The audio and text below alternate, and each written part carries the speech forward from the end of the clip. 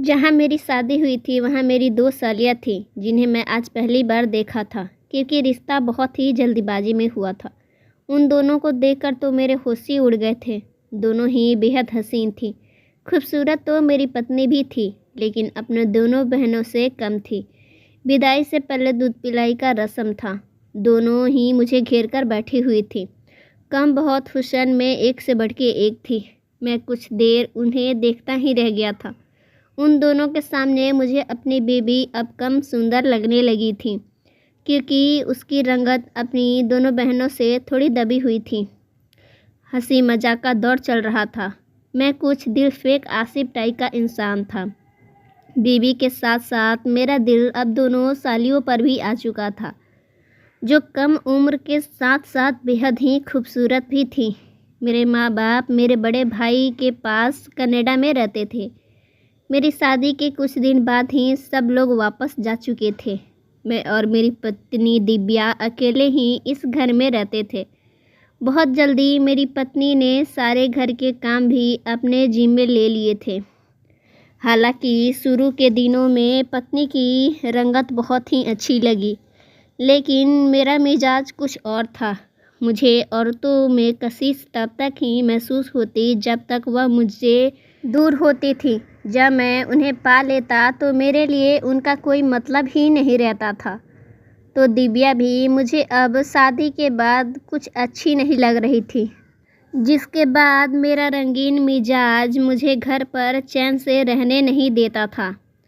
जहाँ मुझे खूबसूरत लड़कियाँ नज़र आती हैं, मेरा लार टपकने लगता था। आजकल मेरी आंखों में मेरी हसीन सालियाँ खटकने लगी थीं। मेरी शादी को बस एक ही हफ्ते गुजरा था कि मैं दिव्या से बोला कि चलो तुम्हारे घर चल के घूम आते हैं। तुम्हें भी तो अपने माँ और बहनों से मिलने का बहुत मन करता होगा, उनकी बहुत याद आती होगी। मेरे ससुराल वाले बहुत ही शरीफ इंसान थे और उनकी 3 बस बेटियां ही थी, बेटा कोई नहीं था। मेरी बात सुनकर दिव्या खुश हो गई, बड़े अच्छे से तैयार हुई थी और मैं उसके साथ अपने ससुराल पहुंच गया। हमें अचानक देखकर मेरी सास हैरान थी। कहने लगी, अरे बेटा बताकर तो आते, मैं खाने का कुछ इंतज़ाम भी कर लेती। मैंने कहा नहीं नहीं, आपको परेशान होने की कोई ज़रूरत नहीं है, मैं तो आपका अपना हूँ। सास तो मेरी इतनी सी बात पर खुश हो गई थी और कहने लगी, मुझे बेटे जैसा दामाद मिल गया है। मैंने कहा, अगर आप मुझे बेटा समझती हैं तो घर में जो भी पका हुआ है बस वही सामने रख दे। फिर मैंने खाना बड़े ही निसंकोच तरीके से खाया था। मेरी दोनों सालियाँ मेरे सामने बैठी हुई थी। मैं खाना बड़े अच्छे माहौल में खाया था। फिर मैं ड्राइंग रूम के सोफ़े पर जाकर विराजमान हो गया। मेरा दिल तो वापस जाने का कर ही नहीं रहा था। इसलिए अपनी सालियों से मैंने कहा कि चलो हम मिलकर लूडो खेलते हैं। जाओ लूडो लेकर आओ, हम तीनों खेलेंगे। मेरे सास ससुर थके हुए थे, इसलिए कुछ ही देर में वह हमारे पास से उठकर चले गए थे। मैंने लूडो की महफिल जमाई तो रात के 2 बज चुके थे और 2 बजे तक लूडो ही चलता रहा था। बहाने बहाने से मैं अपने पास बैठी सालियों को कभी कमर सहलाने लगता, कभी हंसते हुए उनकी गुलाबी गालों पर चिपटी काट लेता। इस बीच दिव्या मुझे कई बार कह चुकी थी कि चलिए ना ऋतिक, हम घर चलते हैं, मुझे नींद आ रही है। लेकिन हर बार मैं उसकी बात को टाल देता था। बस एक बार ज़रा सिमरन को हरा लूँ, फिर चलते हैं। इसी चक्कर में रात के 2 बज गए थे। मैंने कहा, अब तो घर जाना मुश्किल है, क्योंकि रात के 2 बज गए हैं। ऐसा करते हैं हम कि यहीं सो जाते हैं और सुबह चले जाएंगे। एक कमरे में मेरे सास ससुर सोए थे, एक कमरे में मेरी दोनों सालियाँ सोई थी और एक कमरे में मैं और मेरी बीवी सो गए। सुबह नाश्ता करने के बाद ही मैं अपने घर लौटा था, लेकिन सालियों के हुस्न का जादू मेरे सर पे चढ़ चुका था। इसलिए एक बार मैंने दिव्या से कहा कि देखो, यहाँ पर तो मेरा कोई रिश्तेदार भी नहीं है, तुम घर में अकेले बोर होती होगी। तो ऐसा करो कि अपनी बहनों को बुला लिया करो, तुम्हारा भी दिल लग जाएगा और तुम्हें बात करने के लिए कोई मिल भी जाएगा। मैं चाहता था कि किसी न किसी बहाने से मेरी सालियाँ यहाँ रहने के लिए आ जाएं। मुझे तो लगा था कि मेरी बात सुनकर दिव्या बेहद ही खुश हो जाएगी और खुशी से फूले नहीं समाएगी, लेकिन वह कहने लगी मेरी बहनें अपने घर में ही ठीक हैं और मुझे तो घर के कामों से ही फुर्सत नहीं मिलता है। मैं तो बिल्कुल भी बोर नहीं होती हूँ और थोड़ा बोर भी होती हूँ तो टीवी देख लिया करती हूँ। पर जब मेरी पत्नी सीधे तरीके से नहीं मानी तो फिर मैं दूसरे हथकंडे इस्तेमाल करने शुरू कर दिया। एक बार छुट्टी का दिन था। मेरी पत्नी ने कपड़े धोए और उन्हें फैलाने के लिए छत पर लेकर चली गई।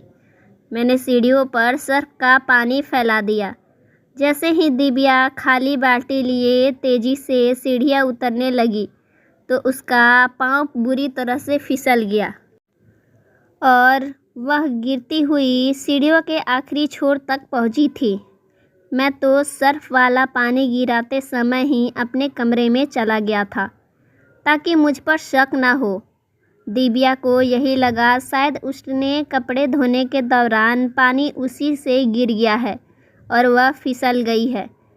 खैर, दिव्या के चिल्लाने की आवाज़ पर मैं दौड़ता हुआ कमरे से बाहर निकला था और जब बाहर निकल के देखा तो वह अपना पाँव पकड़कर आखिरी सीढ़ी पर बैठी रो रही थी।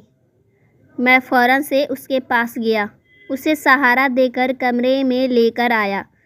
उसका पूरा पाँव नीला पड़ चुका था। वह बुरी तरह गिरी थी। उसका पाँव हिल भी नहीं पा रहा था। वह दर्द के मारे चिल्ला रही थी, लेकिन मैं तो अपने मकसद में कामयाब होने पर दिल ही दिल में बेहद ही खुश हो रहा था। खैर, मैं उसे अस्पताल ले गया। सब कुछ मेरी प्लान के मुताबिक ही हुआ था।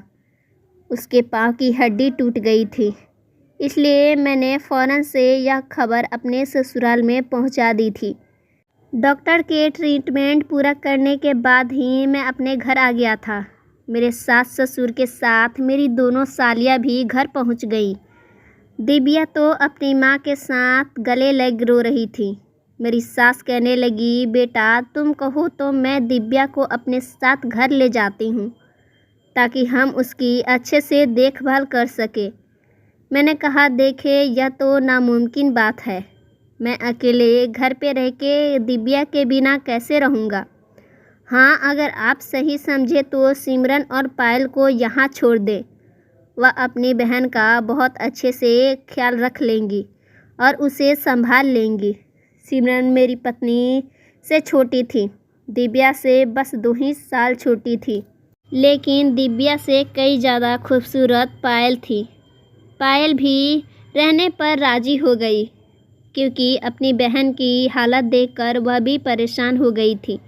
लेकिन दिव्या के माँ बाप ने कहा कि घर पर भी तो कोई होना चाहिए। ऐसा करो, सिमरन दिव्या के साथ ही रुक जाती है और पायल बेटा तुम हमारे साथ घर चलो।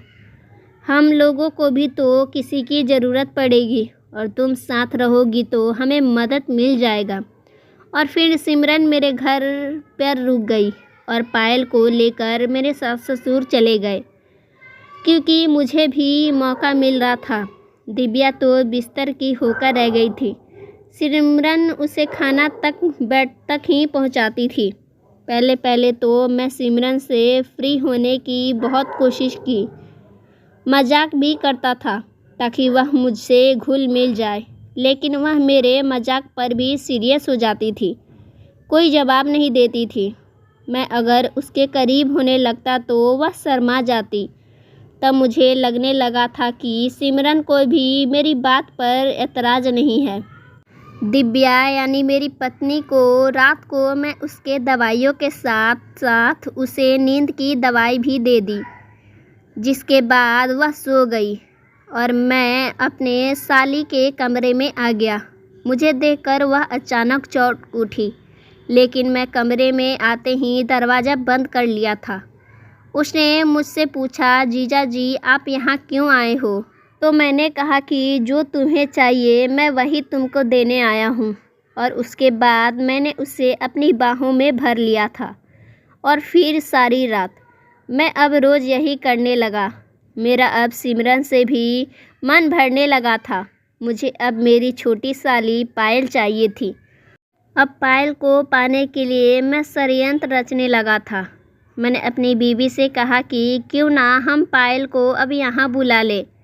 सिमरन यहाँ रहते हुए काफ़ी बोर हो गई होगी। लेकिन अब यह बात सिमरन को पता चला तो वह आग बबूला हो गई और कहने लगी, नहीं जीजू, मैं यहीं ठीक हूँ। उसकी बात सुनकर मुझे उस पर बड़ा ही गुस्सा आया था और रात को जब मैं उसके कमरे में गया तो मैंने उस पर बहुत ही गुस्सा किया और कहा कि तुम अब यहाँ से चली जाओ। तो उसने कहा कि आप मेरे साथ जो करना चाहते हैं कर सकते हैं, लेकिन मेरी छोटी बहन के साथ ऐसा ना करें, और अगर आप उसके साथ ऐसा कुछ करना भी चाहते हैं तो मैं ऐसा नहीं होने दूंगी। फिर मुझे उस पर तो और भी ज़्यादा गुस्सा आ गया था और मैंने उसके साथ जानवरों जैसा सलूक किया था। सुबह उसकी चोट देखकर मेरी बीवी उसे पूछने लगी कि आखिर यह चोट कैसे लगी। तो मैंने झट से जवाब दिया कि किचन में काम करते वक्त गिर गई थी। मेरी बात पर सिमरन थोड़ा गुस्सा हुई थी। अब हर रात मैं अपनी बीवी को नींद की दवा देकर और सिमरन के साथ ऐसा ही जानवरों जैसा सलूक करने लगा था। एक दिन जैसे ही मैं सिमरन के कमरे में गया और अंदर जाके दरवाज़ा बंद किया और सिमरन के साथ जैसे ही ज़बरदस्ती करना शुरू किया, मेरे तो होश ही उड़ गए थे, क्योंकि मेरी पत्नी उस कमरे में छुपी हुई थी और मेरे जाते ही वह सामने आ गई। उसे देखकर तो मेरे होश ही उड़ गए, क्योंकि वहाँ मेरी पत्नी पहले से ही मौजूद थी। उसने मुझे खींचकर गाल पर एक तमाचा मारा और कहा कि मुझे नहीं पता था कि तुम जानवर हो, वरना मैं तुमसे शादी कभी नहीं करती। आज दिन में जब तुम काम पर गए थे तभी सिमरन ने मुझे सारी सच्चाई बता दी थी। अरे वह तो बच्ची है, लेकिन तुम्हें तो समझना चाहिए कि इसके साथ क्या करना सही है और क्या गलत। मेरा सर शर्म से झुक गया था और वहाँ से मैं अपने कमरे में आ गया। अगले दिन सिमरन अपने घर चली गई और उसके बाद से मेरी दोनों सालियों में से कोई भी मेरे घर नहीं आता और मेरी पत्नी ने कहा कि इस बात को हम यहीं पे दफन कर देंगे। अगर तुमने ऐसी हरकत आज के बाद किसी भी लड़की के साथ की तो मैं तुम्हें तलाक दे दूंगी और तुम्हें पुलिस के हवाले भी कर दूंगी। तलाक के नाम पर और पुलिस के डर से मैं चुप हो गया, जिसके बाद आज तक मैं किसी लड़की को हाथ तो क्या, आज तक नज़र उठाकर भी नहीं देखा। सो दोस्तों, मेरी कहानी अच्छी लगी हो तो वीडियो को ज़रूर लाइक कीजिएगा। चैनल पर नया है तो चैनल को सब्सक्राइब कर लीजिएगा और हाँ, नोटिफिकेशन बेल आइकन को ज़रूर प्रेस कीजिएगा ताकि मेरी हर वीडियो सबसे पहले आप तक पहुँचे। So friends, thanks for watching my video.